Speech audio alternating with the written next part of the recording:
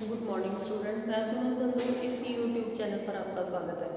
तो मैं आपको सेकेंड ईयर में आपकी बुक करवा रही हूँ ज्ञान एवं पाठ्यक्रम।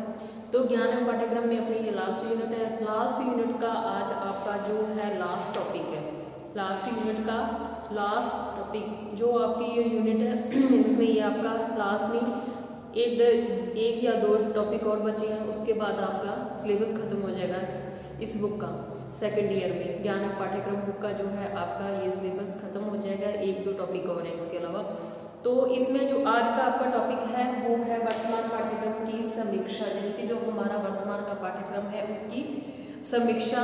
तो उसमें जो है विद्यालय विषय से संबंधित है। तो उसमें जो हमारा प्रचलित पाठ्यक्रम स्वतंत्र भारत का, जैसे कि हमारा जो प्रचलित पाठ्यक्रम है, स्वतंत्र भारत के शैक्षिक उद्देश्यों, जो हमारा ये पाठ्यक्रम है वो स्वतंत्र भारत के उचित उद्देश्यों को पूरा नहीं करता और वर्तमान में उन विषयों को, यानी कि जो हमारा पाठ्यक्रम है वर्तमान में पाठ्यक्रम में उन विषयों, अनुभवों एवं क्रियाओं का अभाव है कि जो हमारा पाठ्यक्रम है उस पाठ्यक्रम में जो विषय हैं, विषयों, अनुभवों और उन क्रियाओं का इसमें क्या अभाव है जो कि बालकों को उत्तम नागरिक बना सके। यानी कि जो भी सब्जेक्ट है हमारे पाठ्यक्रम में स्वतंत्र भारत का जो पाठ्यक्रम है वो उचित नहीं है। उस पाठ्यक्रम में जो हमारे स्वतंत्र भारत के जो भी विषय हैं, अनुभव हैं और जो उनकी क्रियाओं का अभाव पाया जाता है, जो कि बालकों के बालकों को उत्तम नागरिक बना सके, उसके अभाव बना सके। और माध्यमिक शिक्षा आयोग, कौन सा माध्यमिक शिक्षा आयोग,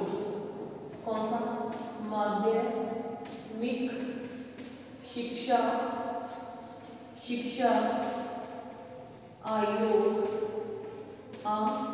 कौन सा माध्यमिक शिक्षा आयोग, माध्यमिक शिक्षा जो आयोग है हमारा, माध्यमिक शिक्षा आयोग के अनुसार जो हमारा विषय आधारित वर्तमान पाठ्यक्रम के अगर लिखित दोष है, ये जो हमारा माध्यमिक शिक्षा आयोग ने है उसके पाठ्यक्रम में हमारे में क्या क्या दोष बताए हैं, उन दोषों के बारे में मैं बताऊंगी। माध्यमिक शिक्षा आयोग के द्वारा दोष, तो आपका जो टॉपिक है वो दोष पर आधारित है।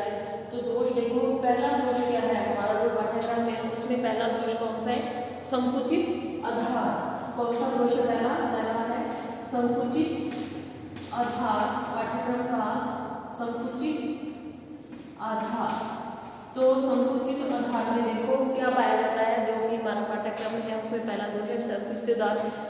वर्तमान पाठ्यक्रम का बहुत बड़ा दोष इसका संकीर्ण होना, यानी कि इसका छोटा होना, संकीर्ण होना या छोटा होना या लघु होना।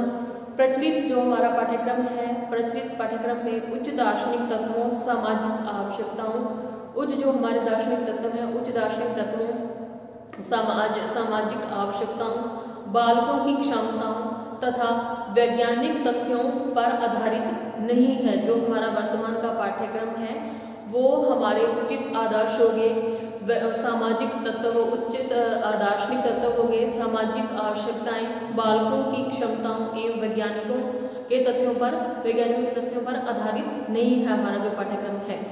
पाठ्यक्रम का उद्देश्य छात्रों को विश्वविद्यालय के प्रवेश के लिए तैयार करना, यानी कि जो हमारा पाठ्यक्रम है उसका केवल यही आधार है कि बच्चा जो छात्र है वो विश्वविद्यालय के लिए तैयार हो। ऐसी दशा में न तो बालक अपनी आवश्यकताओं को पूरा कर सकता है, पूर्ति की योग्य बन सकता है, उसकी योग्य की पूर्ति नहीं हो पाती, न तो इस कारण से बच्चे की जो योग्यता है उनकी पूर्ति हो पाती है, और न ही समाज की, न छात्र की न समाज की।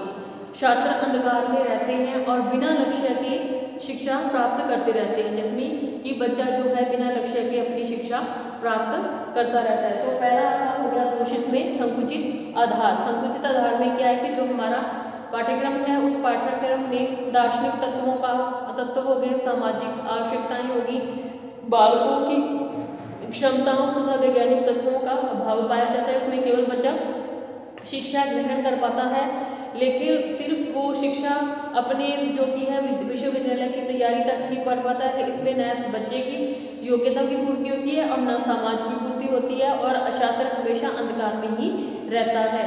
इस कारण से संकुचित आधार होने के कारण। दूसरा है पुस्तकीय एवं सैद्धांतिक ज्ञान। दूसरा इसमें आ जाता है पुस्तकीय एवं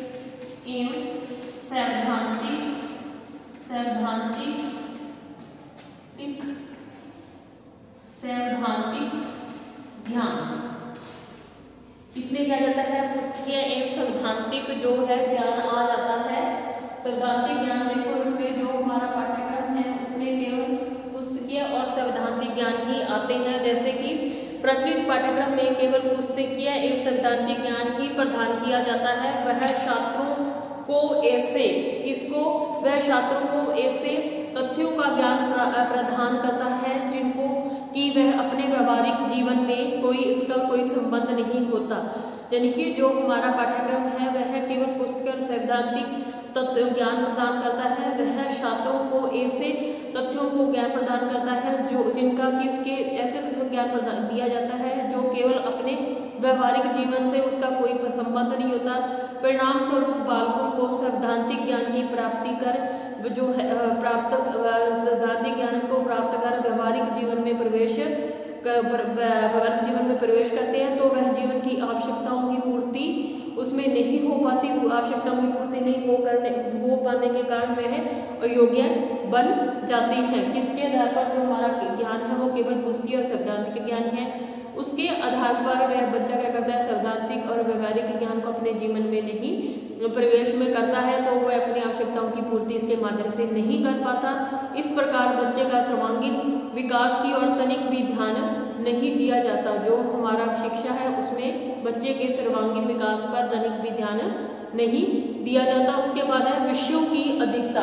तीसरा पॉइंट इसमें आ जाता है विषयों की, तीसरा इसमें है विषयों की अधिकता। विषयों की अधिकता यानी कि सब्जेक्ट अधिक होना। इसमें क्या है कि प्रचलित पाठ्यक्रम की आवश्यकता से अधिक विषयों का समावेश, यानी कि जो हमारा पाठ्यक्रम है उस पाठ्यक्रम में यानी कि बिना जरूरत के क्या है सब्जेक्ट अधिक शामिल किए जाते हैं।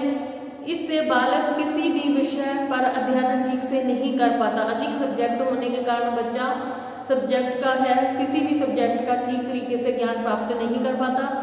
छात्रों के अनेक विषय बच्चे को क्या करना, अनेक विषय पढ़ने पड़ते हैं जिनका उनके जीवन से कोई विशेष महत्व नहीं होता। अनेक विषयों के कारण बालकों को विषय को बिना समझे क्या होता है, रटने की आदत का विकास हो जाता है। इस प्रकार शिक्षा, चिंतन और तर्क, जो हमारी शिक्षा है वो चिंतन एवं तर्क का कोई स्थान नहीं मिलता, उसको शिक्षा में तर्क और चिंतन को कोई स्थान नहीं मिलता। बालक विषयों के बोझ के नीचे ही दबा रहता है। यानी कि जो हमारा पाठ्यक्रम है उस पाठ्यक्रम में विषयों की अधिकता के कारण बच्चे को जो सही सब्जेक्ट होता है उसको नॉलेज नहीं मिल पाती। वो अधिक सब्जेक्ट होने के कारण वह विषयों को केवल रटता ही रहता जाता है, उसमें तर्क एवं चिंतन नहीं पाया जाता। तो 2 नंबर हो गया विषयों की अधिकता। चौथा हो गया जीवन से असंबंधित। चौथा इसमें आ जाता है जीवन से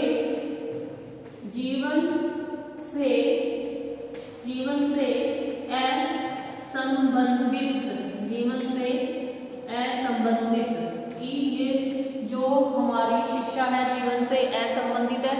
प्रचलित पाठ्यक्रम में ऐसे विषयों को स्थान दिया जाता है जिनका कि बालकों के जीवन से कोई संबंध नहीं होता। परिणाम स्वरूप शिक्षा तथा उनके जीवन के बीच क्या होती है, गहरी खाई बन जाती है। बालक वास्तविक जीवन की समस्याओं और आवश्यकताओं को समझ नहीं पाते और जो हमारी माध्यमिक शिक्षा समिति, कौन सी माध्यमिक शिक्षा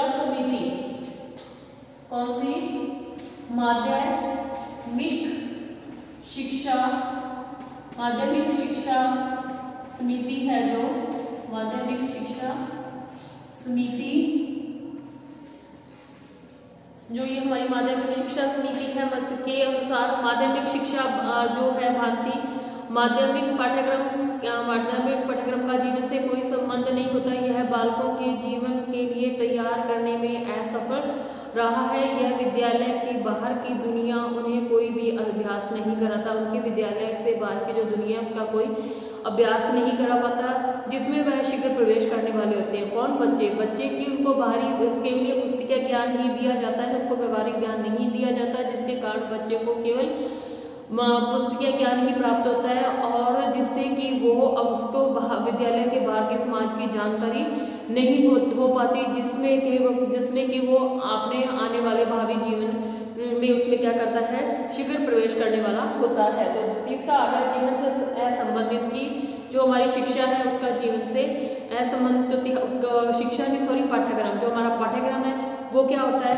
हमारा जीवन से संबंधित नहीं होता। उसके बाद है तकनीकी एवं व्यावसायिक शिक्षा का अभाव। किसका? तकनीकी, पांचवा है इसमें तकनीकी एवं व्यावसायिक। कौन सी? तकनीकी एवं व्यावसायिक शिक्षा का, तकनीकी एवं व्यावसायिक शिक्षा का अभाव, व्यावसायिक एवं तकनीकी शिक्षा का अभाव। तो इसमें देखो जो हमारी शिक्षा है, आज विश्व के जो समस्त देश औद्योगिक विकास में संलग्न है, यानी कि जो हमारे विकसित देश है वो किसमें सम्मिलित हैं? उद्योगों में। भारत भी इस ओर सक्रिय कदम बढ़ा रहा है, भारत भी इस ओर क्या है, सक्रिय कदम बढ़ा रहा है। परंतु पाठ्यक्रम है जो वो सबसे बड़ी दुर्बलता व्यावसायिक और औद्योगिक शिक्षा को स्थान न देना, उनमें सबसे बड़ी दुर्बलता है जो पाठ्यक्रम की, उसमें जो हमारे औद्योगिक और व्यावसायिक शिक्षा है उसको स्थान नहीं मिलता।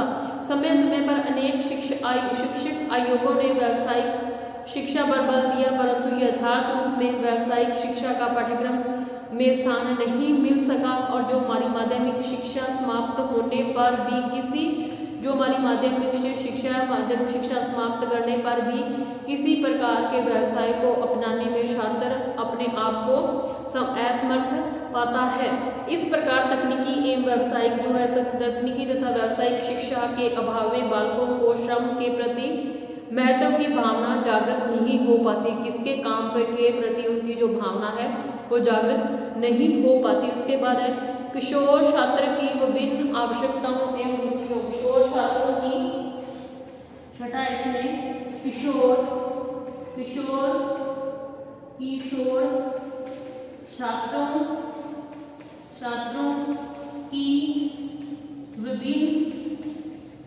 छात्रों की विभिन्न रुचियों एवं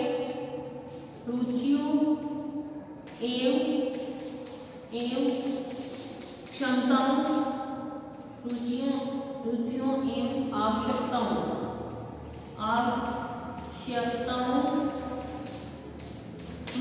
एवं आवश्यकताओं का है इसमें कि जो छात्र की विभिन्न प्रकार की आवश्यकता, उसकी विभिन्न आवश्यकताओं, रुचियों की क्या है, रुचियों की उपेक्षा होती है इसमें। आवश्यकताओं की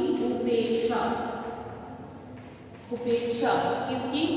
छात्र की जो विभिन्न प्रकार की आवश्यकताएं हैं, रुचियां हैं, उनकी सबकी क्या होती है, इसमें उपेक्षा होती है पाठ्यक्रम में।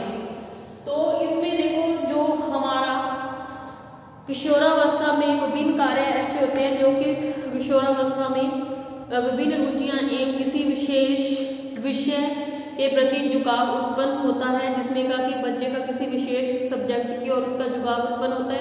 परंतु वर्तमान जो पाठ्यक्रम में इस बात का कोई ध्यान नहीं दिया जाता। इस प्रकार जो हमारा वर्तमान पाठ्यक्रम है किशोर बालकों की जिज्ञासाओं को शांत करने में भी असमर्थ रहता है, जिसमें कि आवश्यकताओं, बच्चों किशोरों की आवश्यकता और रुचियों का कोई जो हमारा पाठ्यक्रम है संबंधित नहीं होता। उसके बाद है व्यक्तिगत विभिन्नताओं की उपेक्षा। छठा इसमें है व्यक्तिगत विभिन्नताओं की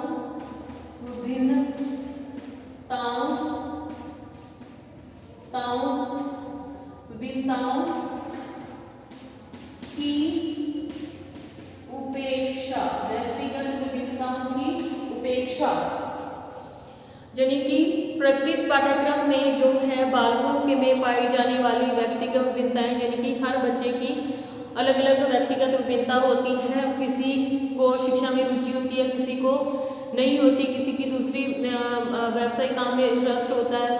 तो जो बच्चे की आवश्यकता और रुचियाँ होती हैं उन सब में क्या होती है, किसी को चीज़ जल्दी समझ में आ जाती, किसी को नहीं आती। कई मंदबुद्धि बालक होते हैं, कई शार्प होते हैं, तेज दिमाग के बच्चे होते हैं। तो उनमें कई प्रकार की जो है, किसी को सुनाई कम देता है या किसी को दिखाई कम देता है। तो जो है कि उसकी व्यक्तिगत विभिन्नता होती है, उसकी भी उस पाठ्यक्रम में उपेक्षा होती है। और कई बच्चे क्या होते हैं, बहुत ज़्यादा शरारती होते हैं। तो समस्त बालकों के लिए एक प्रकार का पाठ्यक्रम निर्मित, जितने भी जैसा भी बच्चा है उन सभी के लिए एक जैसा ही पाठ्यक्रम निर्मित किया जाता है। यह मनोवैज्ञानिक दृष्टि से सर्वथा अनुचित है। इससे जो बहुत से छात्र अनुकूल शिक्षा प्राप्त न होने के कारण पढ़ने से क्या हो जाते हैं, वंचित रह जाते हैं एवं बहुत से बालक अनुशासनहीनता, अपराध, अन्य समाज विरोधी भावनाओं के शिकार बन जाते हैं, क्योंकि हर बच्चे की अपनी अपनी अलग अलग सोचने की, समझने की शक्ति और उनकी व्यक्तिगत विभिन्नताएं अलग अलग प्रकार की होती हैं। उसके बाद है नैतिक शिक्षा की उपेक्षा। कौन सी? नैतिक शिक्षा। 8वां इसमें है नैतिक शिक्षा की उपेक्षा। नैतिक शिक्षा की उपेक्षा, तो जो इसमें है नैतिक शिक्षा की उपेक्षा होती है, जैसे कि प्रचलित जो हमारा पाठ्यक्रम में नैतिक शिक्षा को कोई स्थान नहीं है, परिणाम स्वरूप बालकों में आत्मविश्वास, ईमानदारी, आत्म अनुशासन, परोपकार, सद्भावना, व्यक्तिगत एवं सामाजिक उत्तरदायित्व, नेतृत्व आदि नैतिक गुणों का विकास नहीं हो पाता। इस प्रकार वर्तमान पाठ्यक्रम जो है बालकों के चरित्र के विकास में कोई सहयोग नहीं होता। यानी कि जो हमारा पाठ्यक्रम है उस पाठ्यक्रम में नैतिक जो प्रचलित जो नैतिक शिक्षा के कोई गुण हैं उनको स्थान नहीं मिल पाता, जैसे कि आत्मविश्वास हो गया में बालक में, ईमानदारी, आत्मनुशासन, परोपकार, सद्भावना, व्यक्तिगत सामाजिक उत्तरदायित्व, नेतृत्व आदि नैतिक गुणों का इसमें विकास नहीं होता। वर्तमान पाठ्यक्रम जो बालकों के चरित्र के विकास में कोई सहयोग नहीं देता। उसके बाद इसमें 9 पॉइंट है प्रजातांत्रिक व्यवस्था के अयोग्य। किसके? प्रजातांत्रिक। 9 है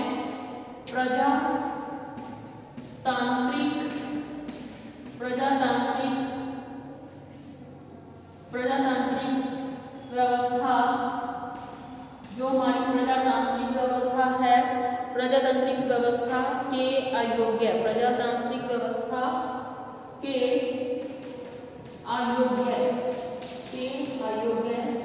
इसमें 9 पॉइंट है प्रजातांत्रिक व्यवस्था के अयोग्य, यानी कि जो हमारा पाठ्यक्रम है प्रचलित पाठ्यक्रम में उन विषयों तथा क्रियाओं को कोई स्थान नहीं दिया गया जो छात्रों में प्रजातांत्रिक भावनाओं का विकास, जो बच्चे के अंदर प्रजातांत्रिक भावनाओं का विकास कर सके। जब तक बालक समाज तथा अपने देश के प्रति उत्तरदायित्वों को नहीं समझेगा तब तक देश का भविष्य उज्ज्वल नहीं हो सकता। जब तक कि बालक देश के उत्तरदायित्वों को नहीं समझता तब तक देश का जो भविष्य है वो उज्ज्वल नहीं हो सकता। उसके बाद है छात्रों के सर्वांगीण विकास के लिए अयोग्य। 10वां है छात्रों के सर्वांगीण विकास के लिए अयोग्य। छात्रों के सर्वांगीण विकास के लिए अयोग्य। जो छात्रों का विकास, सर्वांगीण विकास है उसके लिए अयोग्य है। वर्तमान पाठ्यक्रम बालकों के सर्वांगीण विकास में सहायक नहीं है। अतः पाठ्यक्रम में ऐसे विषय तथा विषय वस्तु का समावेश किया जाना चाहिए जो कि शिक्षा के मुख्य उद्देश्य अर्थात सर्वांगीण विकास को पूरा कर सके। ऐसा हमारा शैक्षिक पाठ्यक्रम होना चाहिए। उसके बाद है परीक्षा की प्रधानता। 11वां पॉइंट है इसमें परीक्षा की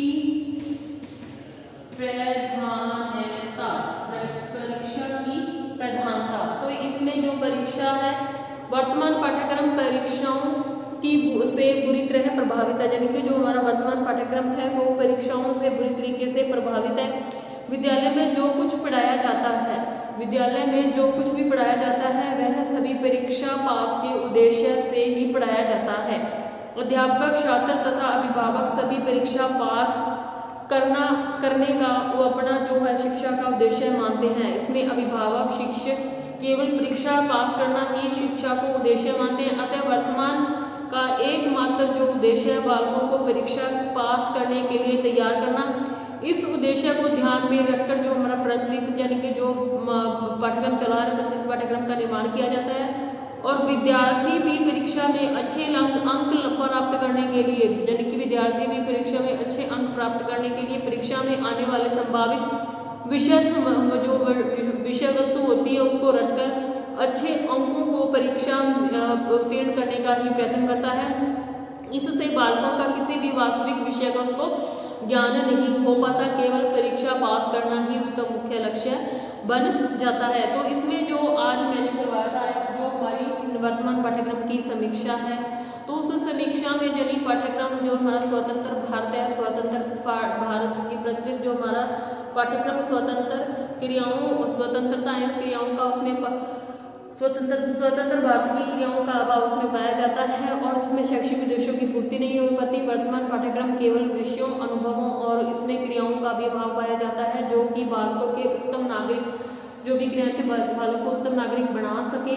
और जो हमारी माध्यमिक शिक्षा आयोग है, उनके अनुसार जो दोष है कौन कौन से हैं। पहला, संकुचित आधार, जिनकी जो हमारा पाठ्यक्रम है उसका जो आधार है बहुत ही छोटा है, उसमें है दार्शनिक तथ्यों, और जो हमारे दार्शनिक तथ्य हो गए बालकों की क्षमताओं और वैज्ञानिक तथ्यों को पर आधारित नहीं होता। पाठ्यक्रम का उद्देश्य केवल विश्वविद्यालय में प्रवेश कराना ही होता है, जिसमें कि जिस ऐसी दशा में बालक ने अपनी आवश्यकताओं को पूर्ति की योग्य की पूर्ति कर सकता है और नए समाज की, और वह हमेशा अंधकार में ही रहता है। उसके बाद पुस्तकीय और सैद्धांतिक ज्ञान दिया जाता है, उसको व्यवहारिक ज्ञान देता है, और विषयों पर की अधिक विषय होने के कारण बच्चा जो उसका मेन सब्जेक्ट होता है उसकी ओर ध्यान नहीं देता, केवल वो रटने पर ही आधारित होता है उसका पाठ्यक्रम, और जीवन से संबंधित यानी कि जो उसका पाठ्यक्रम है उसके जीवन से उसका कोई संबंध नहीं होता। वो केवल पुस्तकीय ज्ञान ही देना होता है बच्चे को, और वह अपने व्यवहारिक जीवन में उसका उपयोग नहीं कर सकता। और तकनीकी व्यवसायिक शिक्षा का अभाव किया जाता है। जो हमारे विकासशील देश है, उन देशों में जो हमारी व्यावसायिक तकनीकी शिक्षा को महत्व दिया जाता है, लेकिन जो हमारी भारतीय शिक्षा उसमें व्यावसायिक तकनीकी शिक्षा को महत्व नहीं दिया जाता है। किशोरों और छात्रों की विभिन्नताओं, आवश्यकताओं की, रुचियों की इसमें उपेक्षा होती है। किशोरावस्था में छात्र की होती है विभिन्न प्रकार की रुचियां होती हैं और उनका विशेष अपने विषय की ओर झुकाव होता है, लेकिन जो हमारा वर्तमान पाठ्यक्रम है वो इस बात की ओर ध्यान नहीं देता। इस प्रकार जो हमारा बालकों की जिज्ञासाओं को शांत करने में असमर्थ रहता है। उसके बाद इसमें है व्यक्तिगत विभिन्नताओं की उपेक्षा, यानी कि हर बच्चे की अपनी रुचि इंटरेस्ट सबका अलग अलग होता है, तो उसी के आधार बच्चे का जो पाठ्यक्रम होता है वो छात्र के अनुकूल नहीं होता, और वह न पढ़ने से और साथ ही वह पढ़ने से क्या वंचित रह जाता है।